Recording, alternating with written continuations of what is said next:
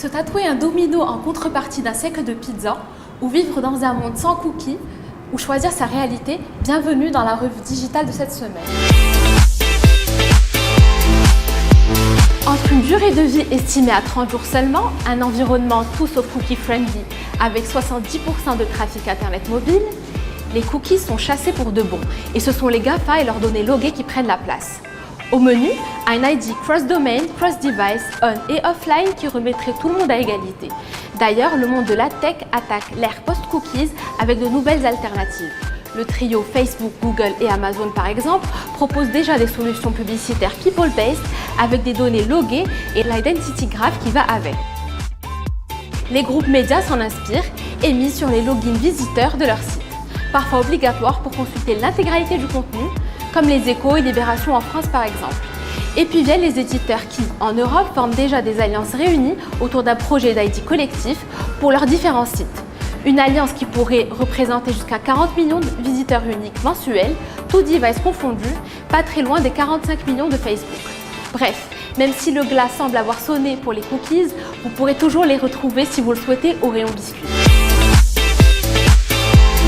Réalité virtuelle et augmentée, plus réaliste que jamais. Une enquête menée par Capgemini Worldwide auprès des industries de l'automobile, de la fabrication et de l'énergie révèle d'importants bénéfices de productivité générés grâce à l'implémentation des technologies VR et AR.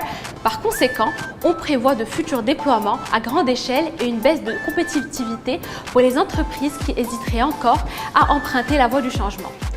En effet, le rapport montre que 90% des entreprises AR et VR friendly ont dépassé les objectifs soulignés.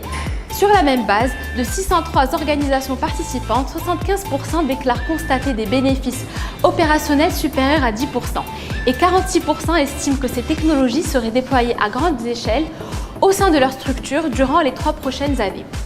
Ford, par exemple, a réduit les problèmes d'ergonomie sur ses lignes d'assemblage de 90% grâce à la VR, tandis que Boeing a augmenté la productivité du câblage des avions de 40% grâce à l'AR. Enfin, un dernier chiffre. La réalité augmentée susciterait l'intérêt de 66% des entreprises questionnées, la préférant à la réalité virtuelle. À chacun donc sa réalité. Tatouage à vide pour 100 ans de pizza, deal ou pas deal? Surprenant est le moins que l'on puisse dire de l'opération Domino's Pizza Russie qui offre 100 pizzas par an et cependant un siècle à tout consommateur qui se tatoue le logo de la marque. Affolidé, réaction excessive, en 5 jours seulement, plus de 300 personnes ont répondu au défi. Et la marque a dû rapidement suspendre son opération, estimant son coût à ce rythme à plus de 14 millions de dollars. Comme un goût d'amertume donc pour la marque. Mais comme le malheur des uns peut faire le bonheur des autres, Domino's Pizza France a immédiatement surfé sur le buzz occasionné par le fiasco russe pour proposer un challenge mieux maîtrisé. Réaliser une coupe de cheveux avec le logo Domino's Pizza pour tenter de gagner une à l'autre pizza. Smart move! Et vous? Que seriez-vous prêt à faire pour 100 ans de pizza? Laissez-nous vos idées en commentaire, nous serons curieux de savoir.